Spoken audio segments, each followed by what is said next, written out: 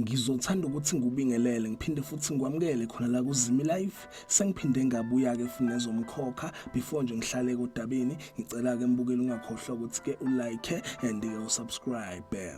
Namuhla ngiphethe kamathiza omkhokha izinto nje okumele ke silindele lapha kumkhokha kuloke leli week esikulona. So la ngizoqala ngendaba ke ethinta umndeni wakwaGumede.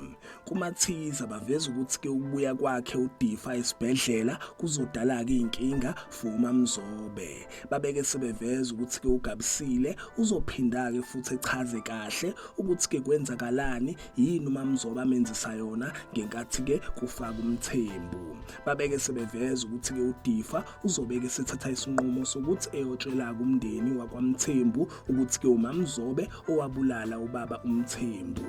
Uzothuka kakhulu umndeni wakwaMthembu mawuzwa ke ngalendaba endumanzimande kuzothika kahlanye uzobethukuthele ngendlela ke mangazayo.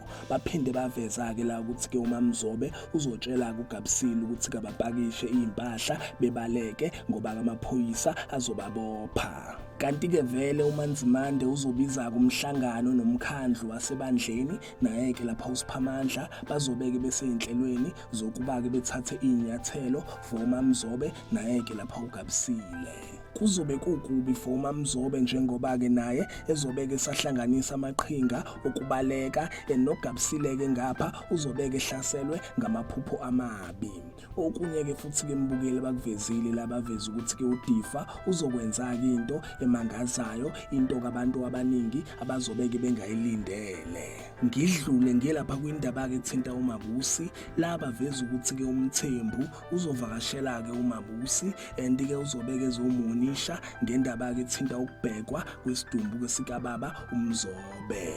Kunjalo ke mbukeli aphela lapha kamathiza omkhokha akuloke leli week esikulona.